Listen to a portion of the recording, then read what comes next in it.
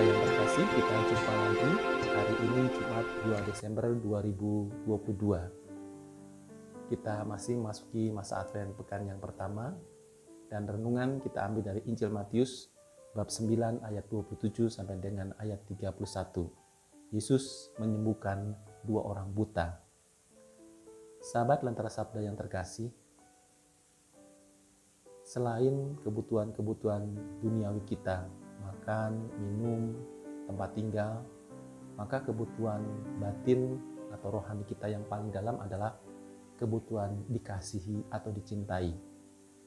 Dikasihi atau dicintai itu berasal dari Allah, Sang Sumber Cinta, Sumber Kasih.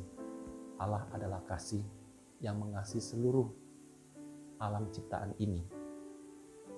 Oleh karena itu, sahabat Lentera Sabda yang terkasih, maka kita semua sebetulnya juga membutuhkan dicintai atau dikasihi. Ketika kita dikasihi, maka kita merasa berharga, kita merasa terhormat, kita merasa ada bersama-sama dengan yang lain. Tetapi sebaliknya, kalau kita tidak dicintai atau tidak dikasihi, maka kita merasa tidak berharga, tidak berarti, bahkan minder. Dengan demikian, maka kita akan mengundurkan diri dari orang-orang di sekitar kita, entah itu keluarga, sahabat, atau siapa saja. Ya. Tetapi kalau kita dicintai, maka kita semakin dekat dan kita semakin kreatif mengungkapkan apa saja yang ada di dalam diri kita, bakat-bakat, kemampuan. Tapi sebaliknya, walaupun kita menjadi orang yang pandai, yang cerdas, punya bakat-bakat yang banyak, tetapi kalau kita tidak dihargai, maka kita tidak akan pernah merasa berarti. Kalau kita tidak merasa berarti, maka kita juga tidak ingin mengungkapkan kreativitas, bakat, dan kemampuan yang kita miliki. Hari ini, Tuhan Yesus menyembuhkan 2 orang buta. Ya, pertama-tama orang buta itu mencari sebetulnya. Dalam kebutaan mencari siapa yang dapat menyembuhkannya. Mungkin diandaikan orang buta itu juga sudah berobat dan minta pertolongan kemana-mana, tetapi tidak berhasil.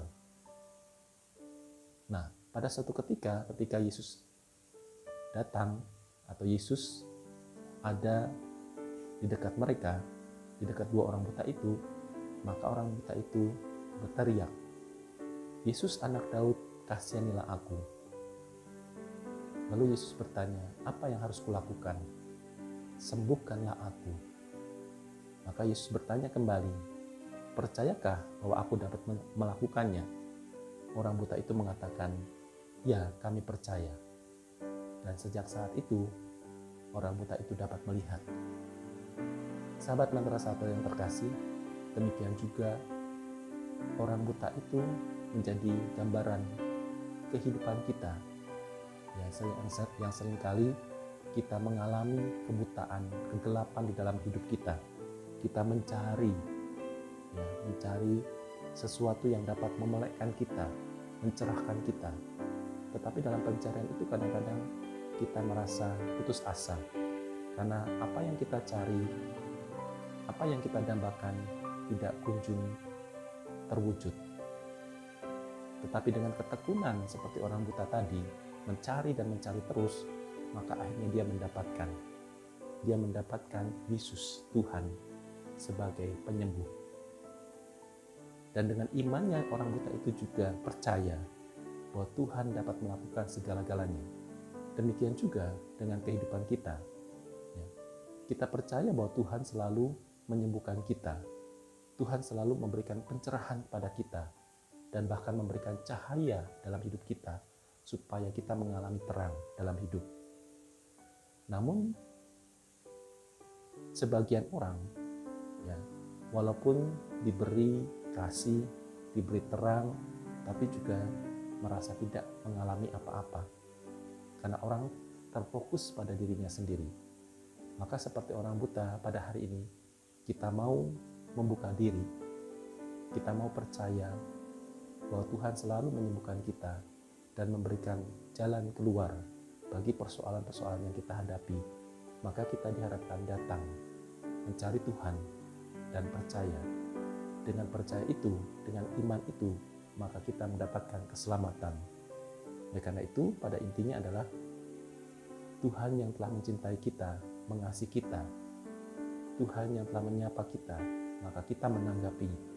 Tanggapan kita itulah yang membuat kita selamat, yang membuat kita menerima terang, yang membuat kita keluar dari kegelapan hidup kita, dari kebutaan kita, kebutaan iman, kebutaan tentang relasi dengan sesama maupun dengan Tuhan. Maka ketika Tuhan menyapa, Tuhan menjamah kita, maka kita sembuh dan kita memperoleh terang, kita disembuhkan. Maka marilah kita datang kepada Tuhan, memohon rahmat-Nya agar kita senantiasa berada dalam rahmat Tuhan, terutama dalam masa Advent ini. Kita terus menata batin kita, mengolah hidup kita, supaya kita mendapatkan terang dan kita memperoleh hidup yang baru. Tuhan memberkati.